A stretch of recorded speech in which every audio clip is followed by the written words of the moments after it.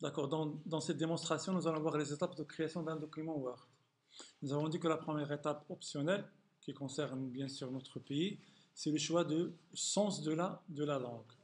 Et pour cette raison-là, donc je vais créer un nouveau document. C'est bon? Et dans ce nouveau document-là, vous avez par défaut, vous avez le sens de gauche à droite. Le sens de gauche à droite, c'est pour les langues latines, français, anglais, espagnol, etc. Bon, maintenant, comment je peux changer carrément le sens? Changer le sens, le sens, ça n'a rien à voir avec l'alignement, parce que vous avez ce bouton-là qui permet d'aligner à droite. Aligner à droite, c'est juste un alignement, ce n'est pas un changement de sens. Donc, on a besoin d'un bouton qui fait ça, c'est ce bouton-là. Donc là, vous avez deux boutons, un bouton qui est estampé, qui est activé, qui signifie left to right, de gauche à droite, l'autre qui signifie de droite à gauche. Mais pour avoir ces deux boutons, qu'est-ce qu'il faut faire? Vous allez chercher langue, vous suivez. Donc, cherchez langue, région, et vous allez vers clavier, modifier les claviers. Donc, vous êtes obligé de choisir ici, ajouter la langue arabe. D'accord? Il faut ajouter la langue arabe. Quand est-ce que vous allez faire ça? Si vous n'avez pas ces deux boutons qui changent le sens.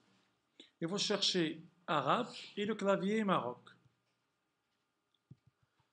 D'accord? Arabe, Maroc, clavier 102 qui est étendu. Une fois que vous faites ça, il faut fermer Microsoft Word s'il est ouvert et le redémarrer. C'est obligatoire.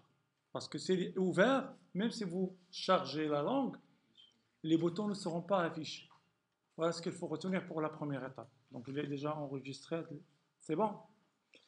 Bon. Maintenant, ça veut dire quoi changer le sens? Regardez. Quand je clique sur ce bouton de droite à gauche, quel est le changement que vous avez constaté? À droite. Et quelle est la différence par rapport à l'alignement à droite? Non, non, non. Regarde, vous n'avez pas fait attention. Regardez, s'il vous plaît. Vous avez ici une règle. Cette règle commence ici par 0 à droite. 1, 2, 3. Quand vous choisissez de gauche à droite, le 0 commence à partir de la gauche. Même si vous faites ici un alignement à droite, vous êtes toujours dans le sens français. Le sens de gauche à droite. D'accord? Vous avez fait attention. C'est carrément le sens qui change. Ici, c'est 0, 1. Maintenant, à gauche, c'est 0 et 1. Vous arrivez à voir, hein? Bon, maintenant, c'est quoi 0 et 1 et tout ça? Ça va nous amener à la deuxième étape.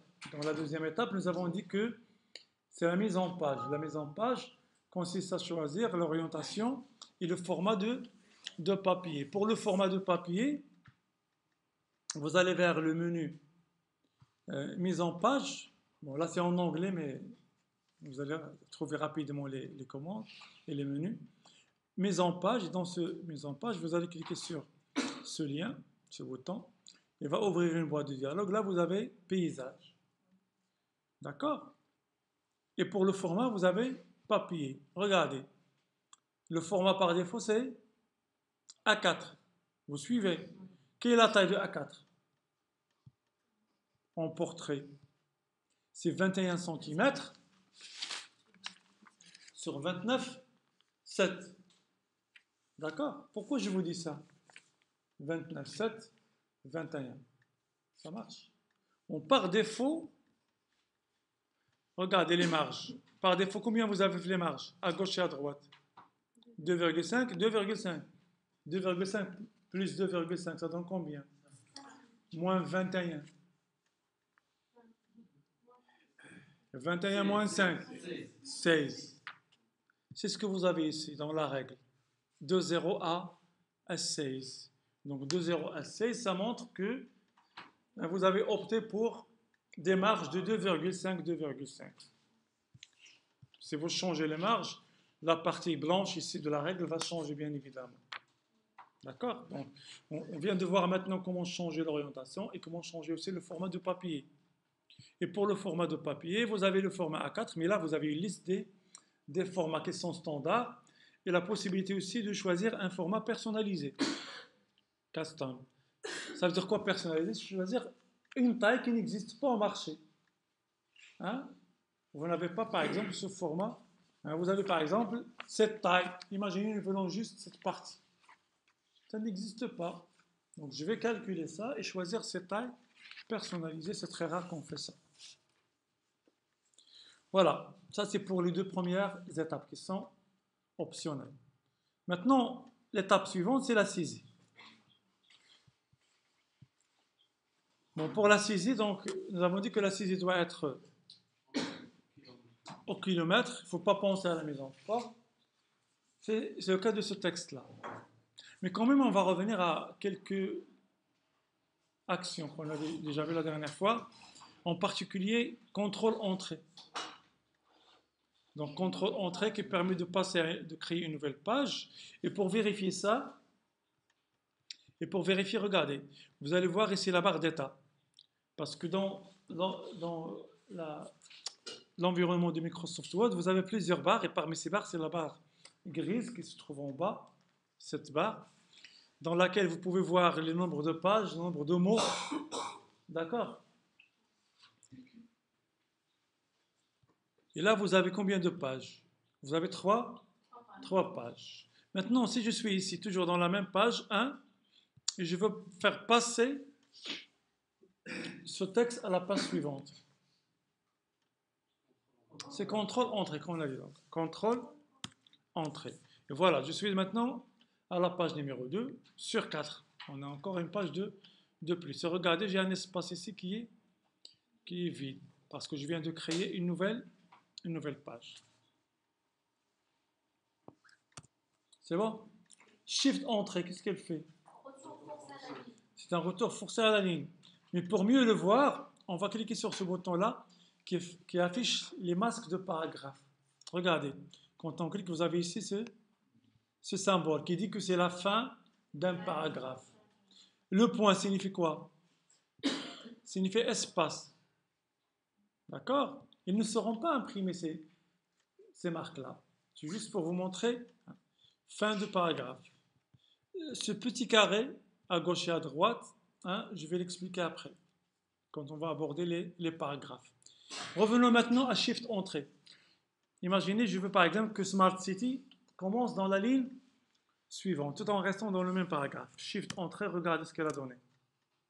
Un retour forcé. Je suis toujours dans le même paragraphe, mais là vous avez un petit symbole, une petite flèche. Cette petite flèche, ça signifie Shift Entrée.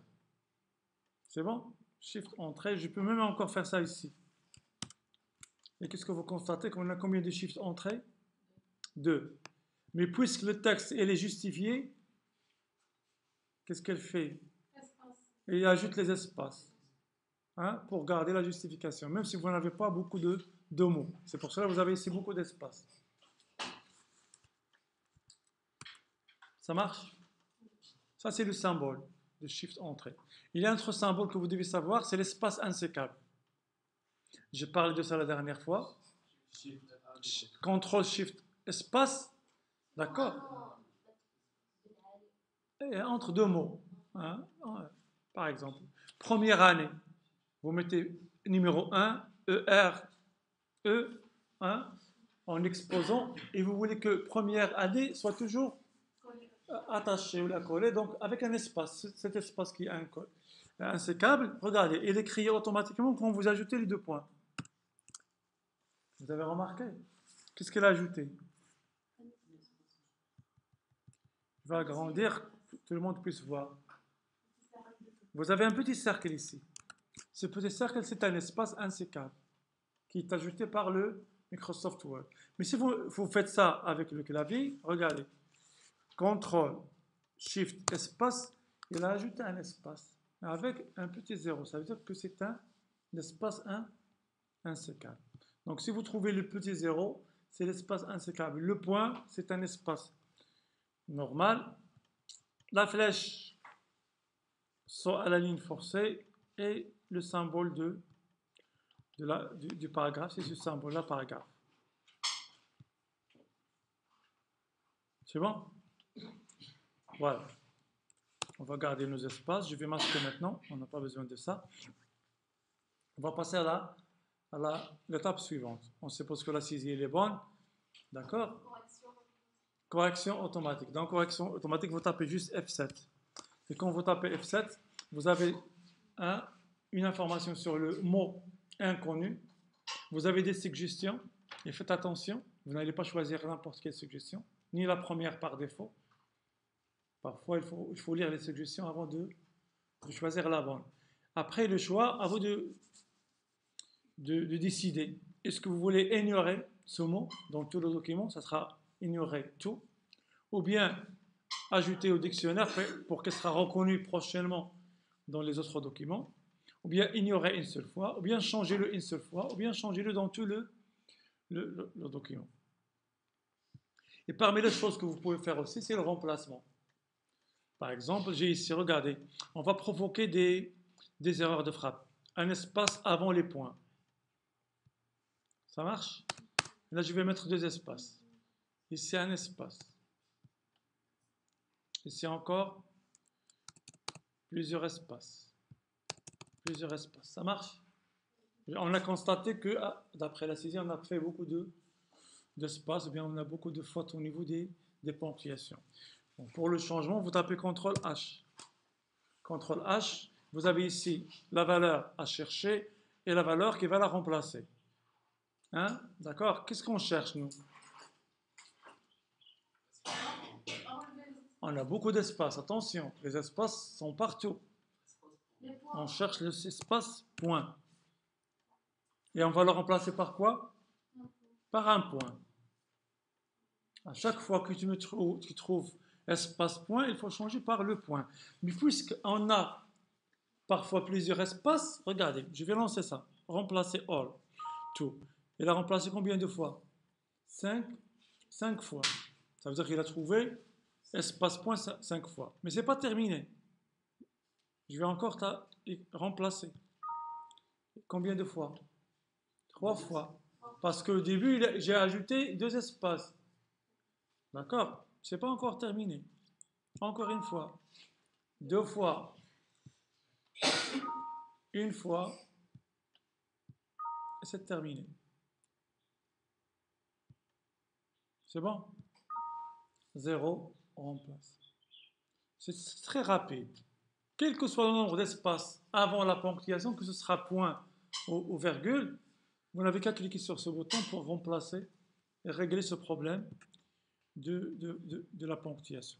C'est pas pratique parce que si on a plusieurs, 80 ou bien espaces, on va rester à 80 espaces, ça veut dire quoi? Ça veut dire que vous avez ici un mot dans au début d'une ligne et le point à la fin.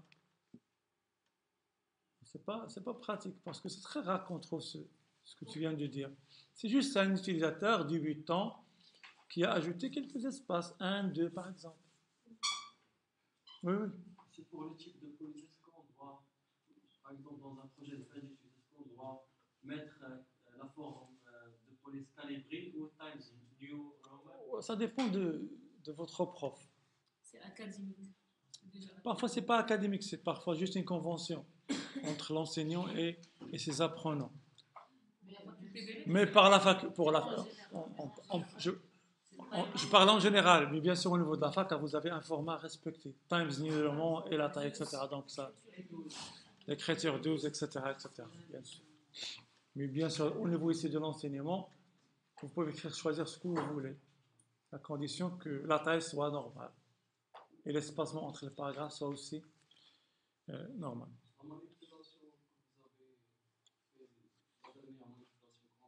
H. CTRL plus H. CTRL F, c'est juste pour rechercher. CTRL H, c'est pour rechercher et remplacer. C'est pour la correction. F7, la touche F7. De toute façon, vous aurez la vidéo, si vous avez le temps, les kits, et vous écoutez tout ça. C'est bon? Voilà, donc on suppose qu'on a enregistré, on a corrigé tout ça, donc il faut passer à la mise la mise en forme. La mise en forme, donc si vous avez juste un petit document d'une page ou deux pages, on va utiliser ce bouton-là, qui est reproduire la mise en forme. Je vais faire une démonstration. Donc, on va supposer qu'on a une introduction et je veux que cette introduction soit de la forme suivante. Donc, la taille 18, gras, petite majuscule, soulignement, OK.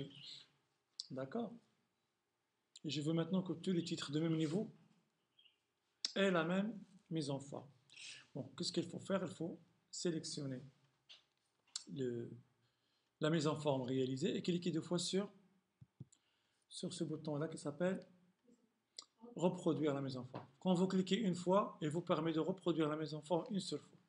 Mais quand vous cliquez deux fois, il vous permet de reproduire la mise en forme plusieurs fois, comme ici. Donc, je vais choisir ce titre-là.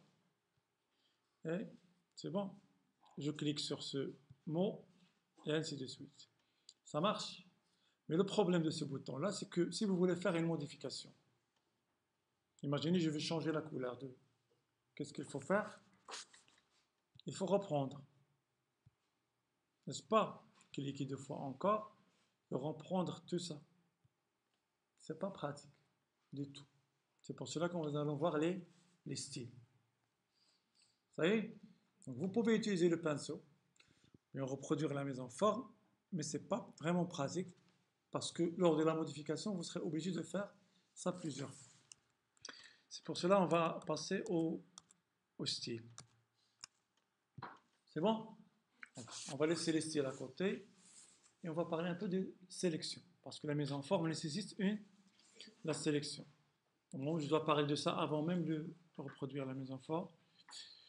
Donc, il y a deux types de sélection. La sélection qui concerne le texte et la sélection qui concerne les paragraphes. Pourquoi je vous dis ça? Parce que introduction, on sait que c'est un paragraphe, même s'il s'agit d'un mot, parce que chaque retour à la ligne, c'est un paragraphe. C'est un paragraphe. Regardez. Je place juste le curseur et je clique sur centrer. Et tout le paragraphe est centré. Je n'ai pas sélectionné tout le mot. Ça veut dire que la sélection, elle est partielle. Donc, si vous voulez mettre la mise en forme des paragraphes, la sélection ne doit pas être forcément complète et totale. C'est juste partiel. Ça veut dire quoi? Je prends juste, par exemple, la fin de ce paragraphe et le début de ce paragraphe, aligné à droite. Et les deux paragraphes seront alignés à droite. D'accord? Mais pour la mise en forme des caractères, c'est différent. Il faut que la sélection soit globale. La preuve, regardez, si je sélectionne juste une partie, je centre, le paragraphe est centré. Mais si j'augmente la taille, c'est juste la partie sélectionnée qui a changé. D'accord? Donc la mise en forme du texte nécessite une sélection totale du texte et des paragraphes, c'est partiel. D'accord. Maintenant, comment sélectionner le texte? Un texte. Allez, un mot. Comment sélectionner un mot? Cliquez deux fois. C'est bon? Ou bien, hein? Avec le curseur, etc. Donc, il y a plusieurs moyens de le faire, soit avec le clavier, soit avec la souris. Moi, je vais vous montrer presque les cas les plus simples. Avec la souris, mais aussi avec le clavier. On va combiner avec le clavier. Donc, pour sélectionner un mot, soit vous cliquez deux fois dessus, soit vous placez juste le curseur. D'accord? Vous mettez le curseur. Je parle d'un mot. Regardez. D'accord? C'est une sélection. C'est comme si vous avez fait comme ça, la même chose. C'est bon? Ça, c'est pour un mot. Une ligne.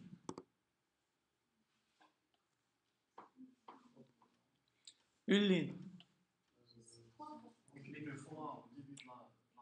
Deux fois. D'accord. Donc, au début de la ligne, votre collègue a évoqué un point aussi important que vous devez savoir. Regardez le pointeur de la souris. Il se forme de quoi maintenant? D'un petit segment, n'est-ce pas? Mais quand on le déplace à gauche du texte, regardez, il s'est transformé en flèche. Cette zone, ça s'appelle la zone de sélection, la barre de sélection. Ça veut dire que la souris est prête à sélectionner. Bon, pour une ligne, vous n'avez qu'à cliquer une seule fois. Comme ici. Je clique et qu'est-ce que j'ai sélectionné? Une ligne, mais en même temps c'est un paragraphe. Donc une ligne, vous cliquez une seule fois à partir de la barre de sélection. Un paragraphe 2 fois et tout le document 3 fois. Toujours à partir de cette barre. Je sais qu'il y a CTRL A, il est plus pratique. D'accord? Mais vous devez savoir un clic. Une ligne, 2 fois un paragraphe et 3 fois tout le document. Donc on vient de voir un mot, une ligne, un paragraphe et tout le document. Une phrase maintenant. Une phrase. Je n'ai pas cette option parce que je n'ai pas la même machine que vous. CTRL, clic. Clic, ça sera mieux. Appuyez sur CTRL et cliquez n'importe où dans la phrase. N'importe où. Elle va sélectionner la phrase. Majuscule jusqu'à point. C'est bon? Maintenant, plus qu'un paragraphe. 2 paragraphes, 2 paragraphes et demi.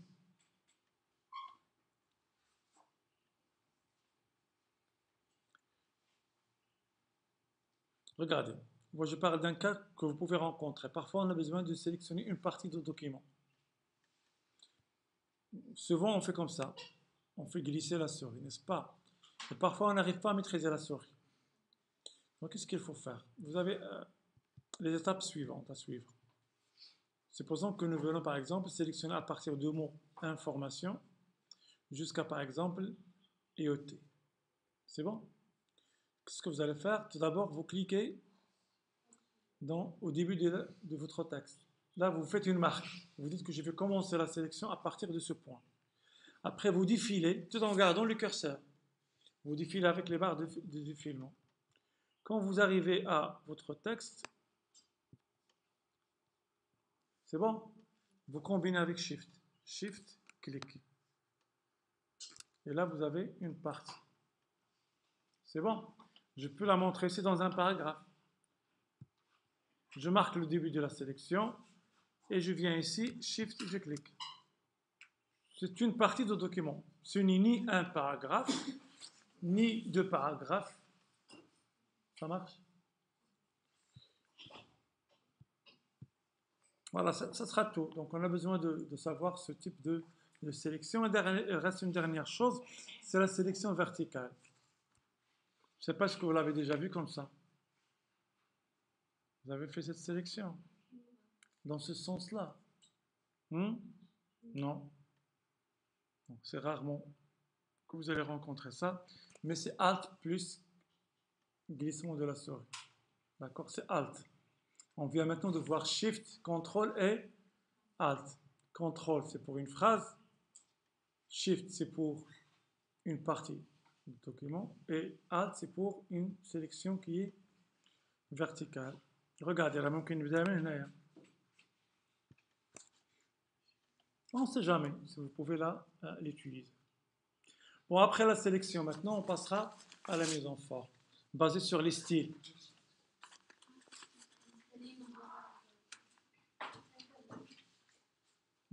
L'interligne. Oui, tout ce qu'on peut faire. On va voir tous les cas possibles. C'est bon? Bon, la mise en forme après la sélection, regardez. La mise en forme des caractères, ça vous le savez. C'est le choix de la police, le choix du style de la police, gras italique, la taille, soulignement, la couleur et quelques effets, quelques attributs. Petite majuscule, majuscule, et ainsi de suite. C'est bon? Ça, c'est pour le texte.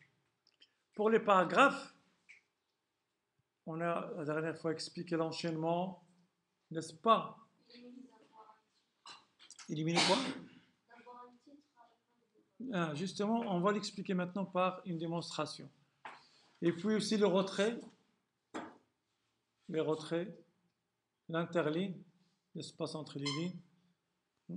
Je vais expliquer ça avant de passer au style. Allez, je commence par les retraits. Vous avez les retraits. Donc, je vais sélectionner ce paragraphe.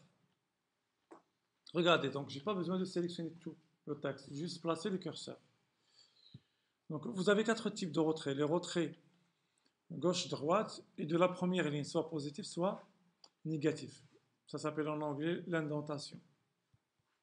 Mais ces retraits-là sont représentés par 4 boutons.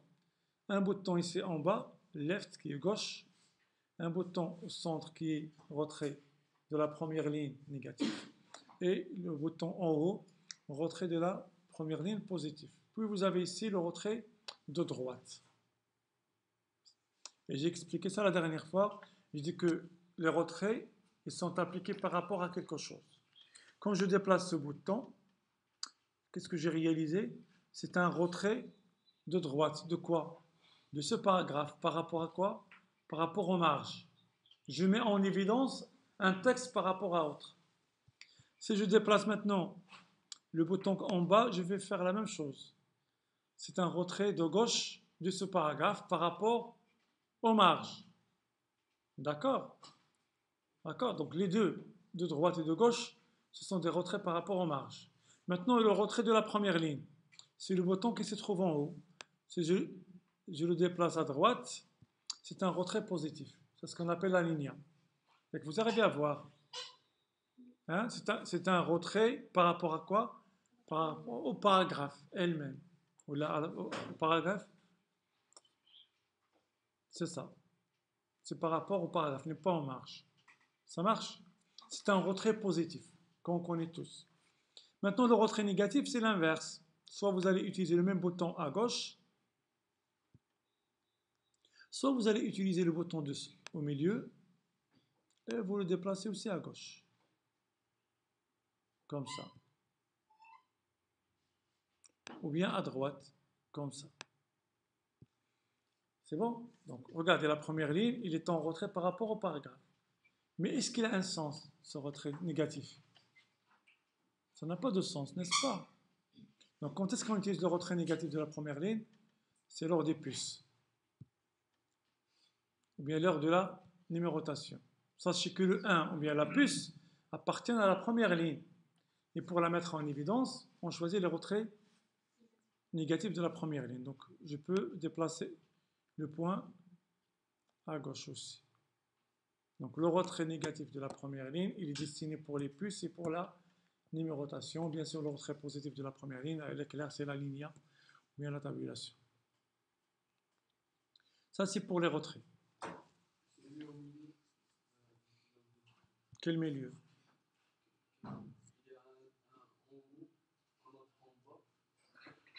C'est gauche.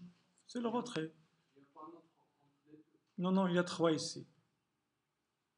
Tout en bas, c'est à gauche, retrait de gauche. En haut, retrait de la première ligne positive. Milieu, retrait de la première ligne négative. Mais le premier peut jouer le dehors.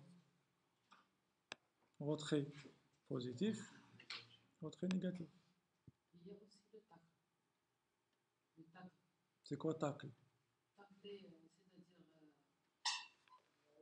c'est-à-dire pas finir une phrase jusqu'à la marge. C'est la tabulation. Oui. Mais apparemment, je ne travaille pas avec les tabulations parce que vous avez des tableaux qui résolvent ce problème. Tabulation, c'est un saut de plusieurs espaces, tout simplement. Et on peut tacler ici. Comme ici, je peux choisir de la tabulation pour que le texte soit limité à ce point. C'est bon? Il y a plusieurs types de tabulation, soit décimale, soit texte, soit gauche, soit droite. Mais puisqu'on a les tableaux, on peut diviser comme on veut notre texte. N'est-ce pas? D'accord. Donc, on passera maintenant à l'enchaînement. Et pour expliquer l'enchaînement, nous allons, comme je disais la dernière fois, à la fin d'une page et au début de la page suivante. Bon, je vais réduire ça et je vais sélectionner ce paragraphe. Donc, je vais la colorer en rouge. Ça marche? Voilà, maintenant, nous avons 4 lignes. 2 lignes dans la page précédente et 2 lignes dans la page suivante. Si maintenant je supprime cette ligne, qu'est-ce que vous remarquez? Qu'il n'a pas laissé une ligne toute seule au début de la page suivante. Pourquoi? Parce que nous avons une option dans l'onglet enchaînement qui est cochée par défaut. Ligne orpheline ou bien veuve. Je ne sais pas où est le veuve ou l'orpheline, mais là, cette option, il est toujours coché par défaut. Ça veut dire, pas de souci. Vous n'allez jamais trouver la dernière ligne d'un paragraphe qui débute dans une nouvelle page. Et inversement, la première ligne d'un paragraphe qui va être toute seule à la fin d'une page. Donc, soit 2 lignes minimum, soit elle va sauter à la page suivante. Et la preuve, vous l'avez ici. C'est bon? Ça, c'est le premier cas de l'enchaînement. De toute façon, il est coché par défaut. Maintenant, deuxième utilisation, c'est pour les titres, les paragraphes solidaires. Imaginez, nous avons le titre suivant. Et je vais ajouter quelques modifications. Par exemple, un espacement avant et après de 12 points. 12 points, ça veut dire une ligne. Laissez-moi une ligne vide entre le titre et le paragraphe précédent et le paragraphe suivant. Qu'est-ce qu'on a? Un titre qui se trouve à la fin de quoi? De la page. Et pourtant, on n'a pas d'espace. Regardez, on n'a pas d'espace. On n'a rien. Je vais juste ajouter l'espacement. Bon, pour résoudre ce problème, c'est simple. Regarde, je ne vais rien faire. Juste, je vais cocher l'option. Ça s'appelle paragraphe solidaire en français. Keep with next. Paragraphe solidaire. Quand je coche ça, après sélection toujours du paragraphe, qui est le titre, OK, et elle a sauté automatiquement à la page suivante. Ça veut dire que jamais, quand vous appliquez les paragraphes solidaires à vos titres, jamais vous n'allez trouver un titre à la fin d'une page. Jamais. Quand est-ce que vous pouvez trouver ça? Si vous désactivez bien sûr l'option, ou bien vous faites la manœuvre que je vais faire maintenant. Mais avant que je fasse cette manœuvre, regardez, nous avons ici quoi? Ces petits carreaux dont j'ai parlé au début de la séance. C'est le symbole de quoi? De paragraphe solidaire. Paragraphe solidaire. Mais maintenant, on a ce problème. Regardez. On a paragraphe solidaire et pourtant, on a un titre qui se trouve à la fin. C'est quoi le problème?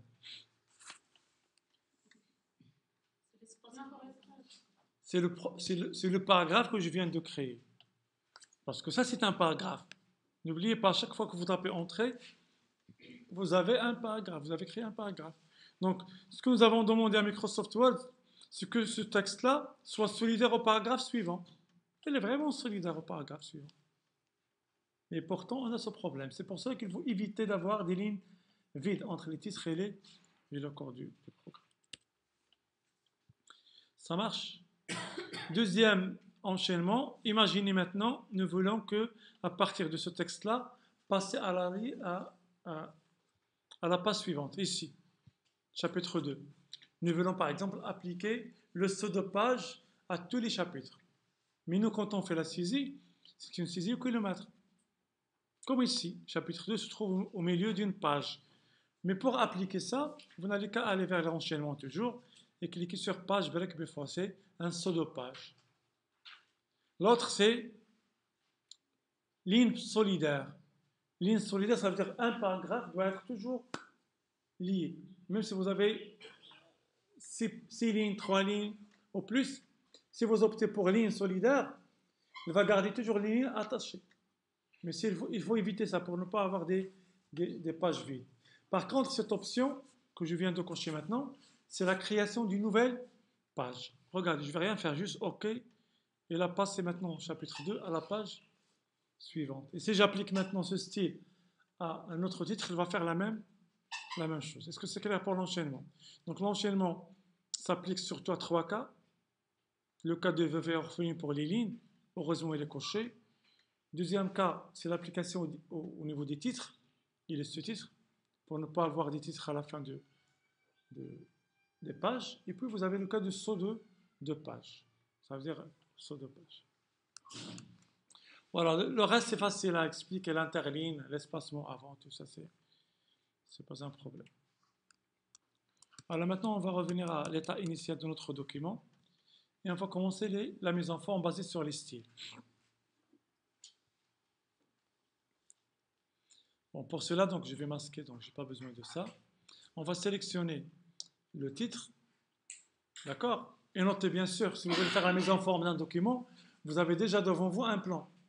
Vous savez le plan, la table de matière. Vous avez l'introduction, les chapitres, les sections par exemple, et les paragraphes.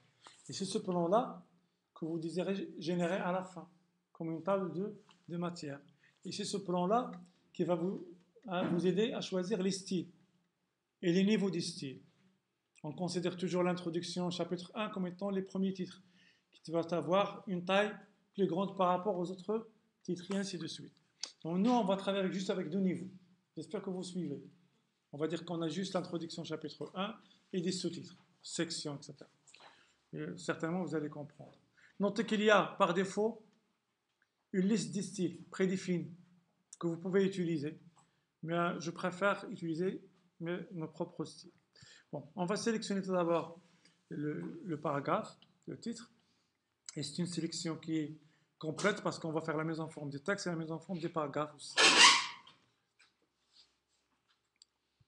Donc, on va choisir la taille 18. Pardon. Le gras, petite majuscule, j'aime ça. Souligner mot par mot, ou la double, ce que vous voulez. OK. Si vous êtes satisfait, vous passez maintenant au paragraphe. La première des choses, c'est quoi? C'est le paragraphe solidaire. Puis, un espacement avant et après. Et là, vous laissez toujours simple. Bon, il n'y a pas de retrait à faire. OK. Ça marche. Donc, on va dire que tous les titres de même niveau auront la même mise en forme. Donc, on vient de faire un petit travail, il faut l'enregistrer. Comment? On va donner un nom à ce qu'on vient de faire. Gras, soulignement mot par mot, la taille, petite majuscule, tout ça, c'est un ensemble de mise en forme. On va lui donner un nom en passant par les styles. Vous allez vers la partie style, cliquez sur ce bouton qui va afficher une boîte de dialogue. Et dans cette boîte, vous avez 3 boutons. Le premier à gauche, il vous permet de créer un nouveau style. Donc, ce que nous allons voir, c'est comment créer un nouveau style, comment l'utiliser, comment le modifier par la suite. On va dire T1. Titre 1, par exemple. C'est un nom, à vous de le choisir. Mais j'ai l'habitude de commencer ça par A, pour garder toujours l'alpha basique. Comme ça, il va afficher toujours les styles qui commencent par A. AT1. Regardez maintenant, on a quoi? Un style qui vient d'être ajouté. Si je place le curseur dans le paragraphe suivant, on n'a pas de style. On a un autre style par défaut qui est normal ou autre. C'est bon? Donc maintenant, qu'est-ce qu'il reste à faire? À appliquer ce style au même titre, le même niveau. Mais avant de faire ça, on n'a pas encore terminé parce qu'on a encore d'autres mises en forme à faire. Les paragraphes. Nous verrons par exemple que le paragraphe est une taille 11, italique par exemple. Ça ne se fait pas. Retrait de la première ligne. Ça marche. Et un espacement de 6 points entre les paragraphes. Ça marche? Voilà. On va dire que tous les paragraphes doivent avoir la même mise en forme. Qu'est-ce qu'il reste à faire? À donner un nom aussi à ce style. Même façon, placez le curseur. D'accord? Placez le curseur. Puis, choisissez style. Nouveau style. Et ça sera A, P1. pour dire paragraphe. Donc, comme je dis, les noms doivent être explicites quand même. Quand il s'agit de chapitre, ce sera chapitre. Ça sera mieux comme ça. Ok. Allez, une dernière création, c'est le sous-titre. On va refaire la même chose. Sélection. On va dire une taille qui est inférieure à 18, n'est-ce pas? Gras, soulignement continu, petite majuscule, OK. Et paragraphe, on va dire 6, c'est suffisant. Et puis l'enchaînement, toujours. Et on va donner un nom à ce style. Ça sera AT2. Donc on vient de créer combien de styles? 3. AP1, AT1 et AT2. Ça, c'est la création. Combien de sous-titres on peut avoir? 5, 7? Pas beaucoup quand même. Donc le temps quand vous faites les styles, ça y est, vous avez presque terminé la mise en forme. Qu'est-ce qu'il reste à faire? À appliquer. Par exemple, je peux sélectionner ce paragraphe partiel et je clique sur AP1. Et je passe. AP1. AP1. AT2.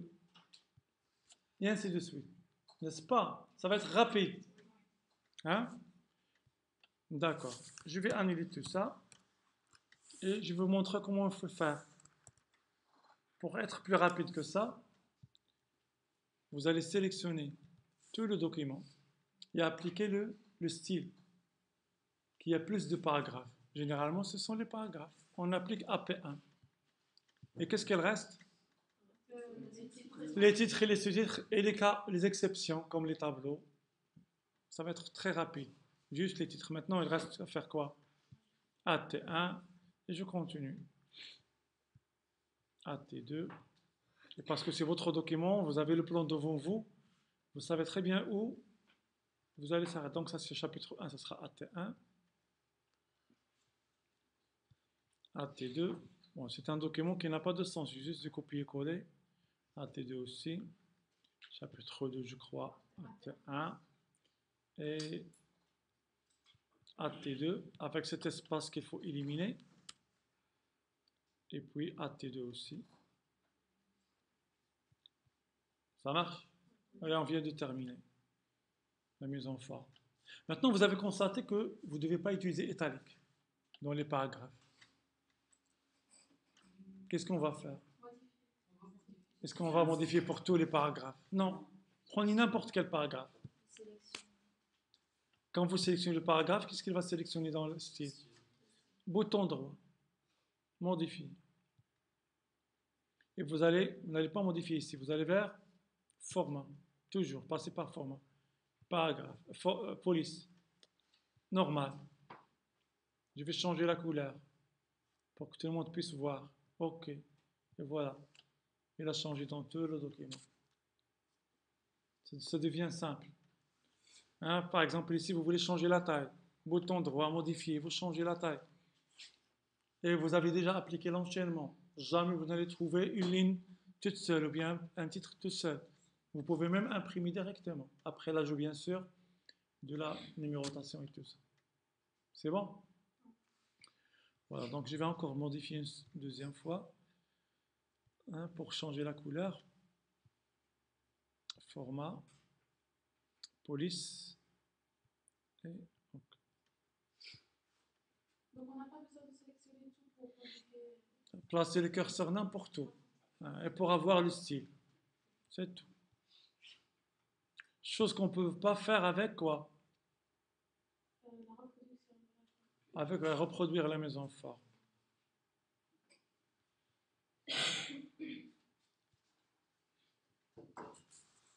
C'est bon? Maintenant, on vient de terminer notre document. Il reste bien sûr les sections. N'est-ce pas? Mais je vais commencer par la table des matières. On va créer une nouvelle page. Dans cette page, on va écrire table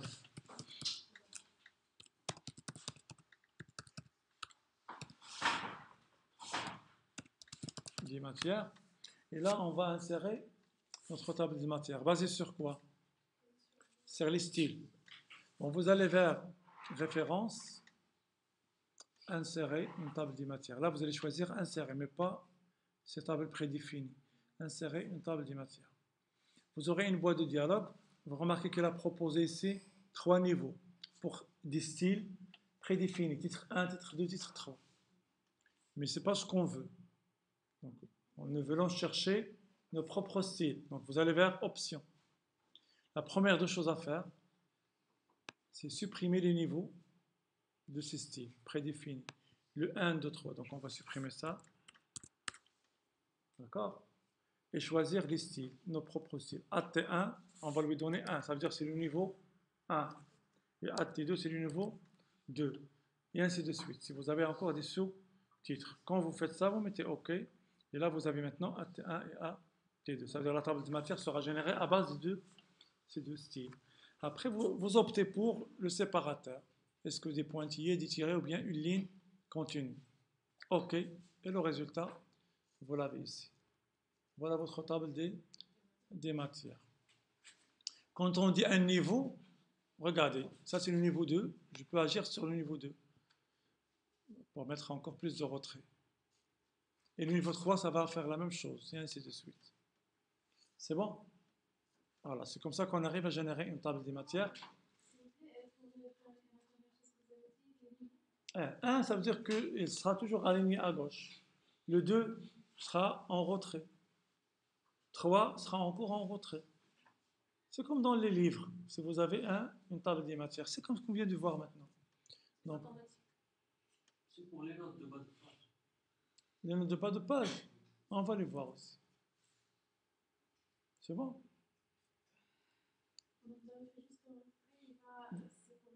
Ne mettez rien. Insérez la table des matières et laissez-la comme ça.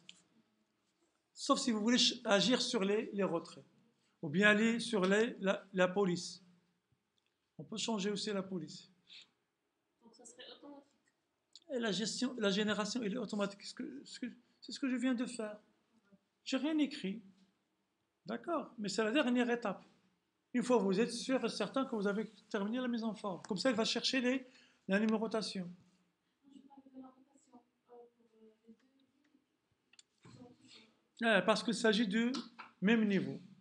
Quand je place le curseur ici dans le niveau 2, il va déplacer tout le niveau 2. Ça marche? Voilà. Maintenant, on va passer aux sections. Nous avons dit la dernière fois que les sections permettent de diviser un document en plusieurs documents. Mais avant, on va répondre aux notes de bas de page. Il n'y a pas grand-chose à dire. C'est toujours référence et insérer une note de bas de page. D'accord? Moi, j'ai placé le curseur, je crois, ici dans table de matière. Ça n'a pas de sens. On va annuler ça. Bon, par exemple, je veux ajouter une note de bas de page ici. Vous placez le curseur, choisissez référence, insérez une note de bas de page, tirez, et vous tapez Victor Hugo, etc. C'est bon? Si on veut ajouter une photo, par exemple. Une image. Pour ajouter une image, vous allez placer le curseur ici, et vous allez vers l'insertion. L'insertion vous permet d'insérer comme en point, ce que vous voulez. Insérer une image, picture. D'accord? Et voilà votre image. Ce qui est important pour les bas de page, ce ne sont peut-être pas toujours, ou bien toujours les bas de page, mais ça ne fait pas, par exemple, dans la bibliographie, si on veut. Donc, il y a toujours parfois des étapes avant, je pense. Pour insérer dans une bibliographie. Est-ce qu'on insère le note de bas de page dans une bibliographie? Non, si on veut proposer ça, il n'y a pas cette option pour les Si, mais je ne l'ai pas en tête maintenant. Réponse, Inch'Allah, la semaine prochaine. D'accord? Parce que parmi les options dans une nouvelle version, c'est la génération de la bibliographie aussi. Mais je dois revoir ça. Pour les images, c'est comme ça, c'est insérer une image, tout court. Des fois, ça saute dans une autre. Quoi? Dans une autre page, par exemple. Il faut la réduire, tout simplement. Qu'est-ce que vous allez faire? Ça dépend de la taille, regardez. Et après, vous allez appliquer un style à toutes les images. C'est une partie du texte. C'est le sot. Qu'est-ce qu'on peut faire? Si vous voulez garder la même taille, on n'a pas le choix. D'accord? Il n'y a pas autre solution. Soit de réduire la taille, soit de faire passer un titre ou bien autre chose avec l'image. Si par exemple j'ai fait mon propre exercice et je veux faire mon nom dans le fond d'écran du fichier. Oui, ça aussi vous pouvez le faire, mais je dois encore revenir à revoir. Elle pense déjà aux exercices. Hein? Et laisser une trace de son nom. D'accord. Comment s'appelle-t-on ça? Non, il a un nom. Feeling grad, je ne me rappelle pas le nom. Je vais chercher.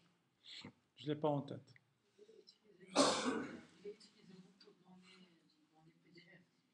C'est quoi un PDF? C'est un document Word converti en PDF.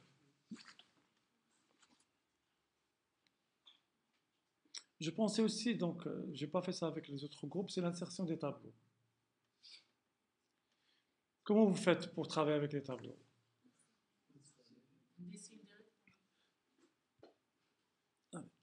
L'enregistrement. On va voir maintenant comment insérer un tableau. Vous avez plusieurs façons de le faire, mais je préfère passer par une ligne et le nombre max de colonnes. 8 par exemple. C'est bon? Bon, j'ai ici un texte que je vais écrire. Et après, on va déplacer le curseur par tabulation. Pardon. C'est bon? Quand vous arrivez à la fin, à la dernière cellule, vous tapez encore tabulation. Il va insérer une ligne de plus. Et comme ça, vous allez écrire en même temps. C'est ça. C'était par exemple 1, E et F. Et ainsi de suite. Vous allez insérer ligne par ligne selon le contenu que vous avez, sans compter le nombre de lignes. Mais quand vous terminez, bien sûr, vous avez la possibilité de faire le fusionnement. Bon, vous sélectionnez les 4 premières cellules, bouton droit, fusionner. Et je fais la même chose ici. Et la même chose ici. Là, je tape F4 pour refaire la même tâche. F4, c'est pour refaire la même action qu'avant. Est-ce que c'est clair? Et là, vous aurez quoi? Un tableau avec des dimensions qui sont égales. Sauf si vous avez des exceptions. Là, vous allez intervenir, bien sûr. C'est bon? Donc, surtout, ne comptez pas le nombre de lignes. Comptez le nombre max de colonnes et après, vous travaillez avec tabulation. Ça marche? Bon, les sections maintenant. Allez, pour les sections, je vais maintenant insérer les numéros de ligne. On va insérer ça dans... Voilà. Nous avons le numéro de page, pardon, c'est pas de ligne. Numéro de page. Nous avons de 1 jusqu'à 5, n'est-ce pas? Allez, je vais changer la taille pour que tout le monde puisse voir ce que je vais faire. Et je vais zoomer en arrière pour afficher tout. Ça marche? Bon, maintenant, ce qu'on veut, c'est ça. Nous voulons que cette table de matière ne sera pas numérotée. Qu'est-ce qu'on doit faire? On va penser à quoi? À supprimer carrément. Mais quand on supprime, il s'agit d'un pied de page. Et le pied de page, il se répercute dans toutes les pages. Quelle est la solution? C'est créer une section. C'est isoler cette page dans une section.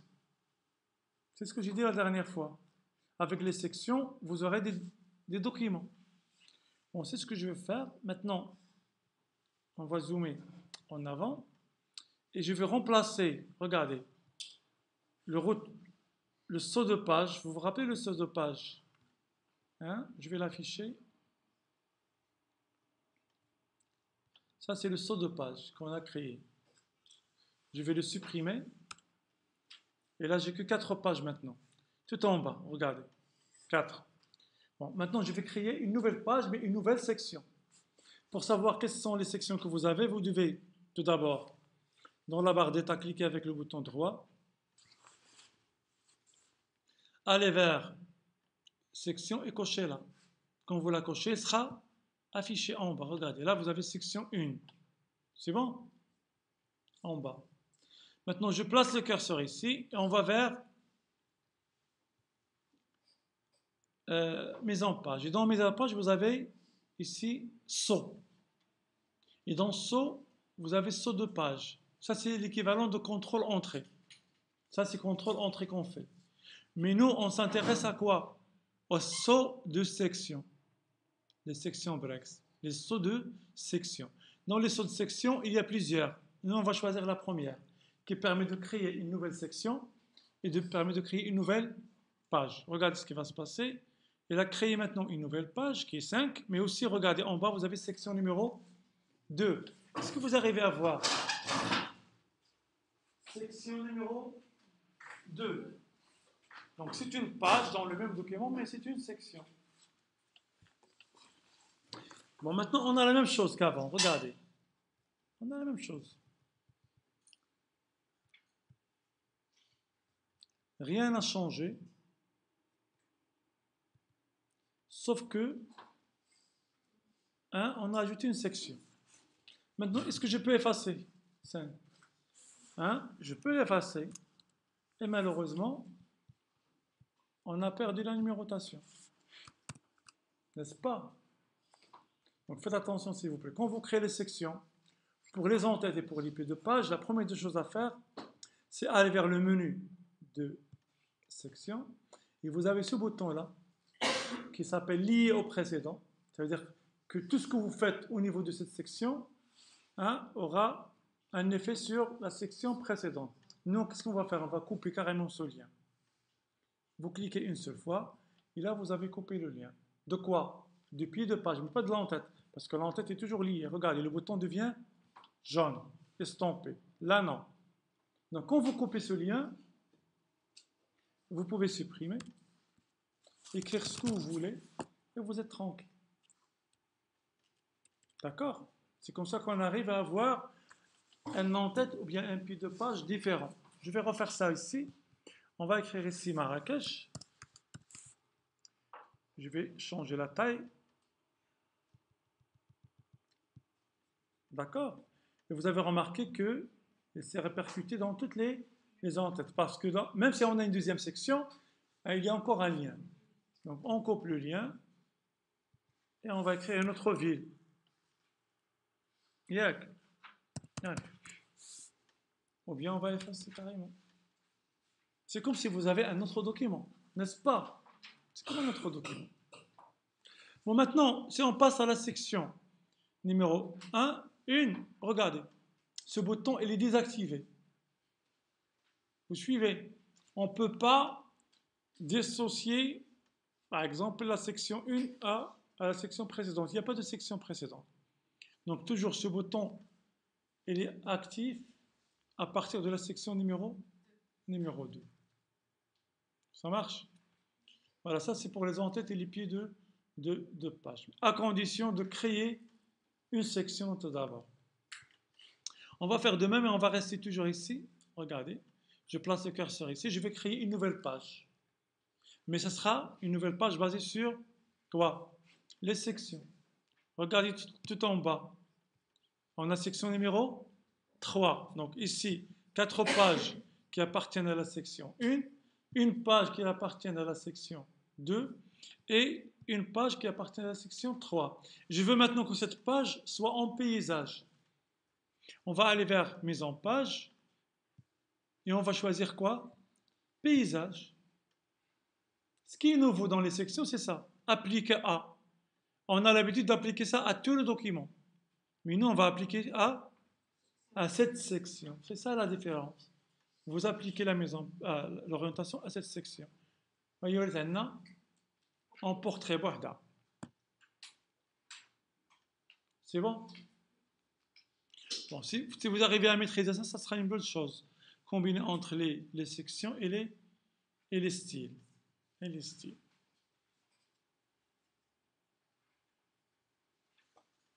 Est-ce que vous avez des questions? D'accord, donc ça sera tout pour cette présentation.